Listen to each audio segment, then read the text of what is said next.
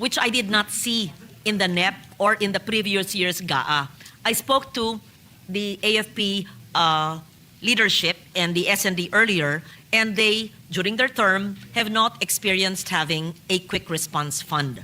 We know that the QRF is given to agencies so that they may use it in times of natural hazards which turn into disasters. And I recall in the 2018 GAA, I gave the AFP 750 million as quick response fund. And this fund supported rescue operations, logistics, and post-disaster operations. I see in the succeeding years, there was none.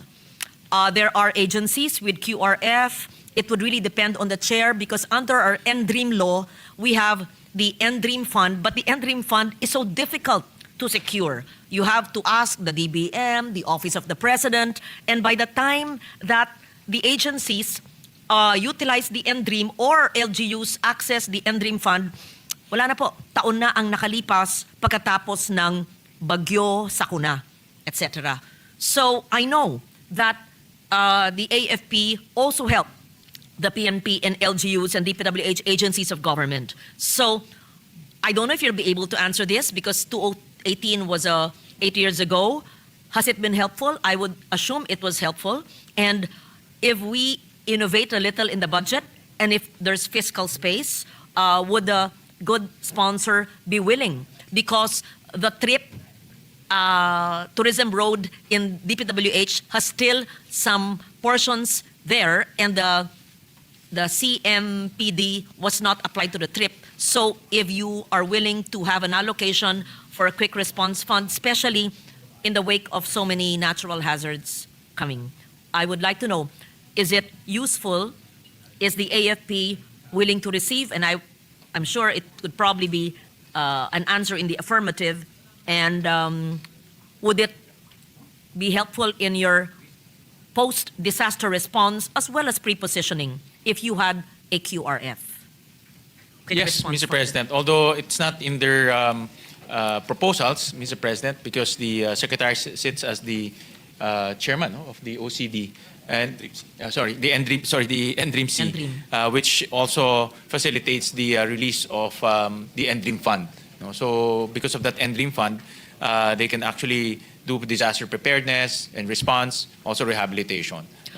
Yes, Mr. President. In our 2010 law, the NDREAM law, and we were here debating it, and I was one of the authors and sponsors, clearly the NDREAM fund is different from the quick response fund because the quick response, as the name would say, is lodged in agencies that are deemed frontliners in terms of natural hazards. And so we know that the AFP is always sought after for assistance by our internal forces. And so I deemed it helpful to put a quick response fund because at the time, I believe the AFP asked for it. I think it was in our committee hearing where, who was the SND there?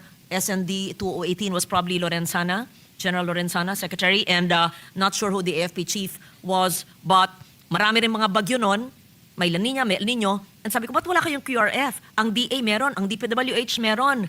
And that year, we also provided the PNP with QRF. We also gave the BJMP.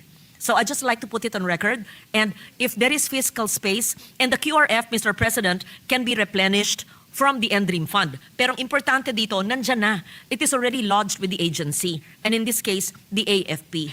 And I'm sure with our gallant men and women and with SND Chodoro there, this will be put to good use. I would just like to advocate for this. Whatever is fiscally possible. I hope also in the next years, the AFP would regularly have the QRF. Sila po ay nandyan, frontliners po sila. Kung meron ang DPWH, kung meron ang DepEd, kung meron ang iba-ibang ahensya ng gobyerno, DOH, bakit naman wala ang Armed Forces of the Philippines? So I would humbly, respectfully, but strongly advocate for a QRF for the Armed Forces of the Philippines. The Secretary mentioned that it will be helpful for the AFP to have QRF.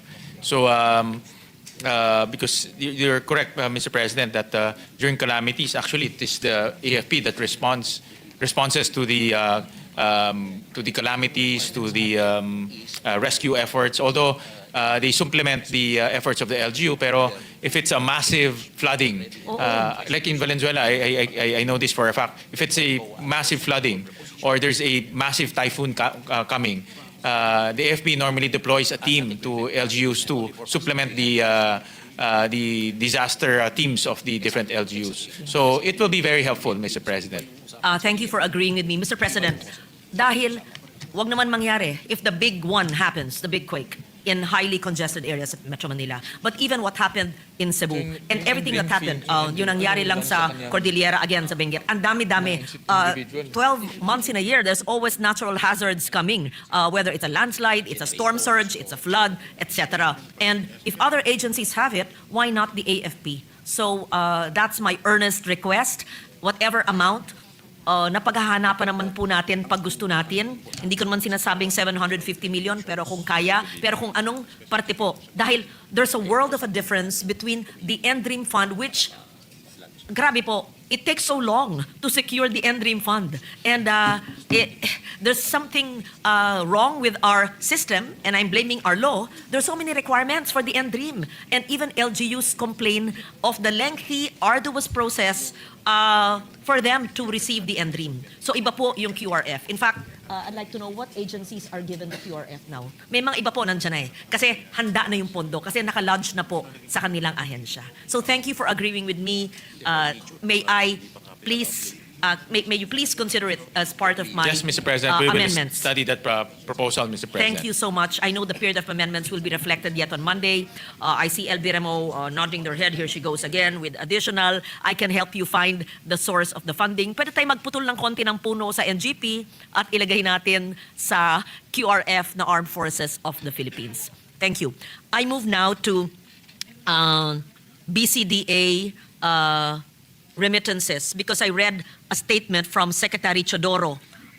S&D Chodoro publicly declared the model a failure, noting that the AFP earned only 45 billion in 26 years while losing irreplaceable strategic assets such as Fort Bonifacio. You emphasized, Mr. Secretary, that the geographic and structural value of the former military bases cannot be replicated elsewhere. And I quote your statement, without spending trillions, arguing that continued conversion weakens the country's deterrent posture. So far, there's been a remittance of 35.75 billion to the Bureau of Treasury, of which 28.37 billion was released and utilized by the AFP, leaving a balance of 7.37 billion as of 2025. Of the three, may I know of this 28.37 billion utilized, what exactly was funded and how many modernization or horizon projects were actually completed from these remittances? Insofar as the horizon, Mr. President, the agency is requesting that to give the list to you because those are confidential information. Okay, yes. Or we can do an executive session Yes. to discuss the investments that were made. Because obviously those are technologies and equipment that our AFP purchased to enhance and to develop our capability. Yes, I agree. So I will keep it at that, and that's so that we can be briefed. And may we just be enlightened. Why were the remittances seemingly irregular? Was it irregular? Or significantly lower in certain years, like in 2024, it was only 900 million pesos. And what reforms are being done or pursued to improve predictability, transparency, and remittance performance? Bakit po hindi binibigay lahat ang due sa AFP at bakit po hindi regular ang pag-remit?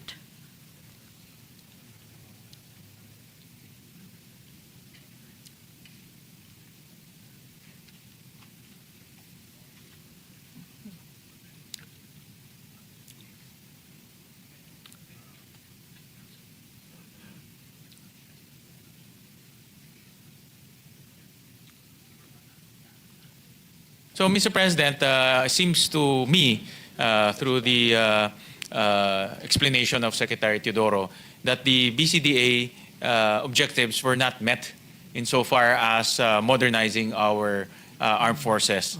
And the collection, as you have noted, are dismal despite the assets that were transferred to the BCDA. And we all know the assets are all prime assets. On top of that, there are issues on the reconciliation of records. There are issues also of transparency of contracts. So parang ang objective kasi ng BCDA, kunin ng kampo, i-develop yung kampo, ibigay sa AFP for modernization. But that seems to be not being achieved. And there's also lack of transparency in that case. No? So the BCDA charter will be renewed this year. So or next year, or so that should be the Senate should take note of the missed objectives of the BCDA because the BCDA says one purpose is to modernize our Yes. AFP.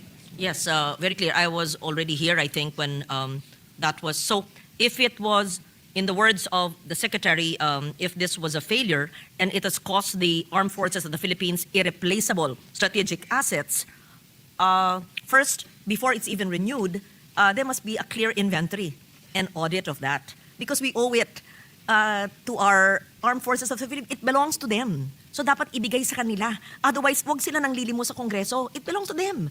May pera. Mayaman sila. Hindi dapat mga lumang eroplanong nahuhulog. So it belongs to them. So there should be a clear inventory because it belongs to them and we must give it to them at the proper time with clear remittances. Di ba po? So, Actually, sorry, go ahead. Yes. No, actually, I was going to say that.